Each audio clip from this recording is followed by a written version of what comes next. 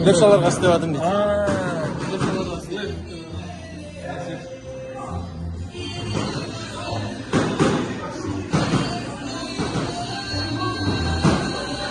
Uдар кетеді ма? Удар.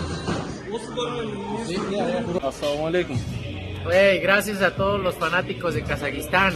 Un abrazo de su amigo Canelo. Gracias a todos los fanáticos. Спасибо. Рахмет.